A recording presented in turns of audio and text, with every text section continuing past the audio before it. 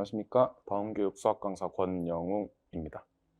오늘은 이제 휘문고 학생들이 며칠 전에 친 중간고사 한번 보고 제 수업을 소개해 드리려고 합니다.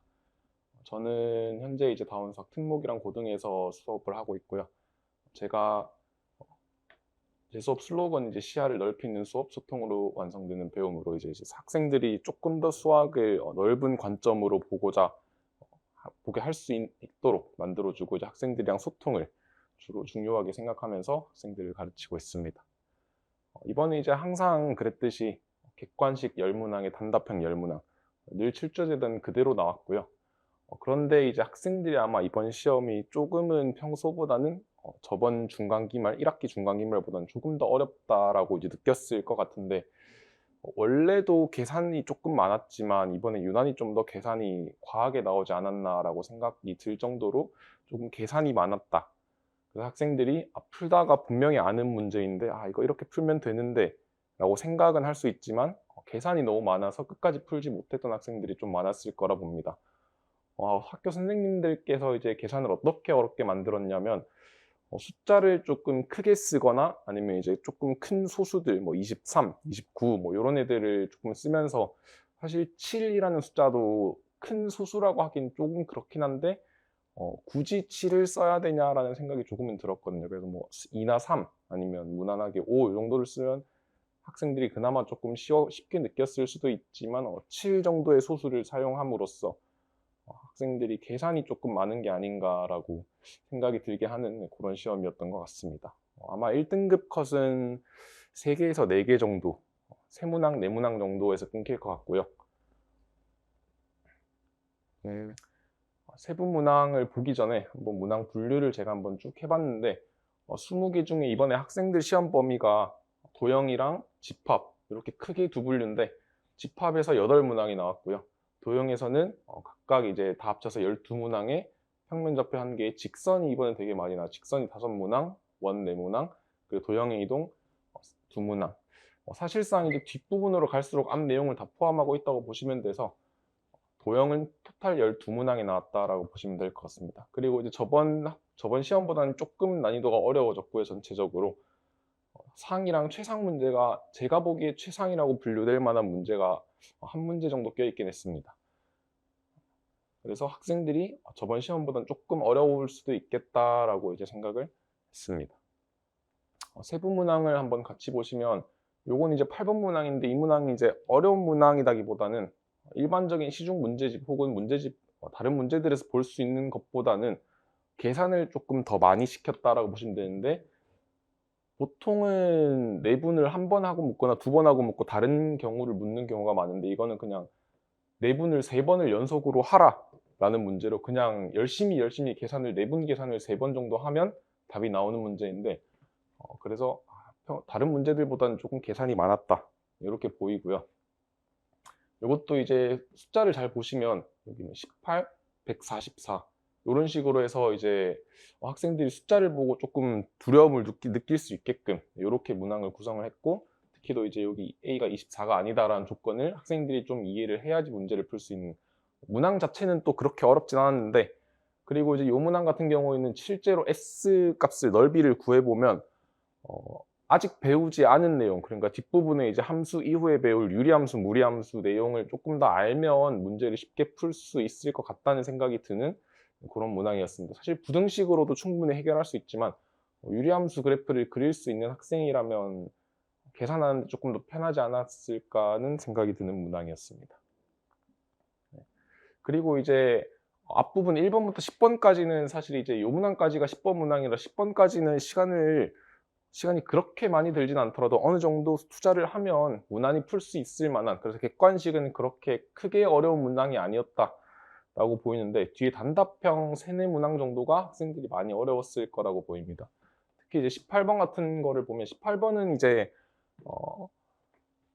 아이디어만 조금 캐치를 하면 문항을 푸는 데는 크게 어려움이 없는데, 이 343이라는 숫자를 학생들이 보고 많이 무서워할 수도 있겠다는 생각이 들었거든요. 사실 343이라는 숫자를 보고 이게 7의 세제곱이구나라고 하는 생각이 안 들었다면 나중에 이후에 계산할 때 인수분해를 할 때도 조금은 학생들이 계산에 어려움이 있지 않을까라는 생각이 들고, 그래서 이것도 이제 숫자를 되게 크게 써서, 특히 이제 7을 보통 세제곱까지는 잘 하지 않잖아요. 그래서 7을 세제곱을 해서 문항에다가 넣어줬고, 44라는 숫자도 썼고, 그리고 뒷부분에 19번도 이 문제는 정말 그냥 계산하는 문항인데, 그래서 제곱을 해서 505가 뜨고 제곱을 해서 865가 뜨도록 하는 숫자를 되게 크게 가져가셨고, 사실 이것도 숫자가 되게 작았으면, 사실 얘도 보면 여기 2차식인데 2차식을 제곱을 한번 해줘야 되거든요. 그래서 이런 계산이 되게 많다 뿐이지, 계산만 무난히 넘어간다면 19번까지 정도도 무난히 풀 수 있었을 것이지만, 아마 학생들이 시험 시간에 이 문항을 직접 풀기에는 조금 어려움이 있지 않을까 싶습니다. 계산이 워낙 많아가지고.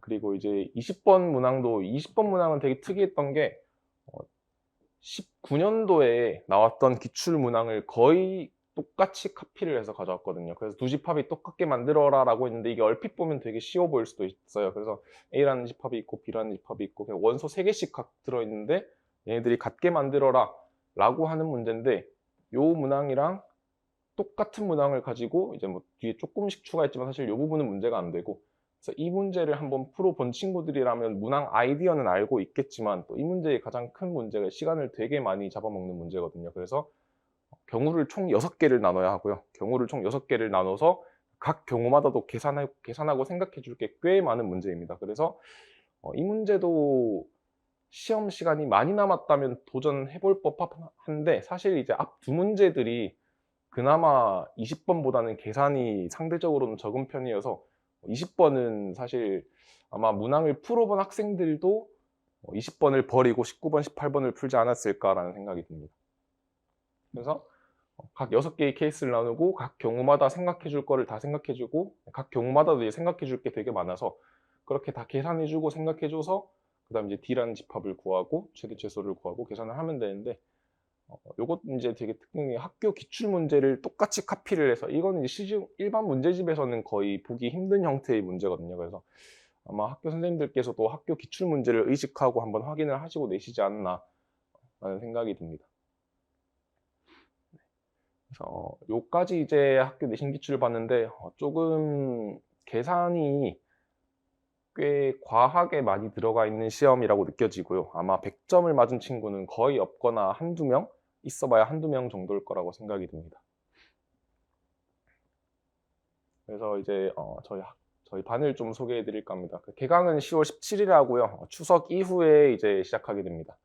추석 연휴 쉬고 시작을 하게 되고, 수강 대상은 아마 엄청 되게 잘하는 학생들보다는 이제 조금 등급을 올리고 싶은 학생들을 대상으로 모집을 하고 할 예정이고요.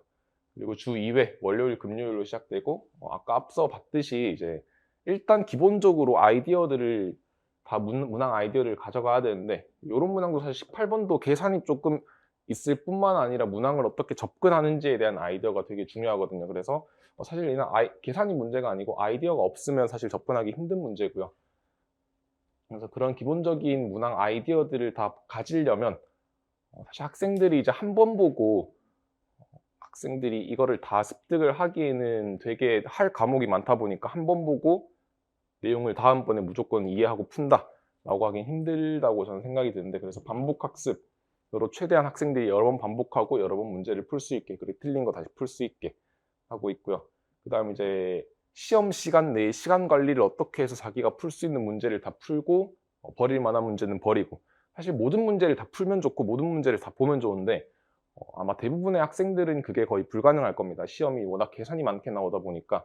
그래서 이 문제 딱 보고 이거 딱 봐도 계산이 많다, 아니면 이거 풀어봤는데 계산이 많더라, 그럼 계산이 많으니까 다음 문제를 한번 볼까, 이런 식으로 이제 시험 전략을 선택해서 풀 수 있도록 실전 훈련 매 수업마다 학교 시험이랑 거의 비슷하거나, 물론 난이도는 학교 시험만큼 계산을 많게 내진 않는데 학교 시험에 주로 나오는 유형들, 테마들을 위주로 이제 시험을 냅니다. 그래서 20문항 맞춰서 내고, 워낙 단답형이 많은 시험이다 보니까 이제 단답형 위주로 내신을 준비하게 됩니다. 그리고 이제 아까 이제 20번 문제도 봤듯이 20번 문항에서 학교 선생님들께서도 20번 문항뿐만 아니고 사실 이 전부터 계속 학교 선생님들께서 학교 내신 기출에 나왔던 이전에 나왔던 내신 기출을 가지고 다음에 변형을 해서 낸다든가 이런 경우가 되게 많았거든요. 그래서 휘문고는 이제 학교 내신 기출을 되게 잘 봐줘야 합니다. 그래서 이제 기출 유형별로 분석을 하고 이제 뭐 유사물 문항을 훈련을 하고 이런 식으로 교재를 짰고요. 그리고 당연히 이제 반복 출제되는 유형, 특히나 이제 휘문고가 반복 출제되는 유형이 많은데 무조건 나온다라기보다는 아 이런 유형이 많이 나왔더라. 그래서 물론 올해는 몇 가지 반복 출제되는 유형 중에 눈에 띄게 막 반복이 많이 됐다라는 문항은 안타깝게도 없긴 했는데 어쨌든 이제 그런 문항들은 무조건 반복을 해줘야 하고 특히 이제 학교에서 냈던 어려운 문제 중에 이번 20번처럼 똑같이 카피를 해서 나오거나 어차피 똑같이 카피를 해서 나와도 학생들이 계산을 또 열심히 해줘야 되기 때문에 그 문항을 여러 번 푼다고 해서 그 문항을 여러 번 풀어봐서 그 과정이 숙달이 되어야 그 다음 계산이 빨리 따라오는 거기 때문에 그런 식으로 어려운 문항, 학교에서 나왔던 어려운 문항들은 한 번 더 복습을 해주고 많이 봐줄 필요가 있습니다. 그리고 이제 학교 선생님들께서도 모의고사 기출문제를 좀 보시고 문항을 내는 편이어서 고난도 문항의 아이디어들, 그러니까 학교 시험에서 충분히 나올 만한 모의고사에서 출제되었던 아이디어들을 충분히 학생들이 익히게 해주고 그 다음 출제 가능성이 높은 문제들도 반복해서 훈련을 시켜주고 있습니다.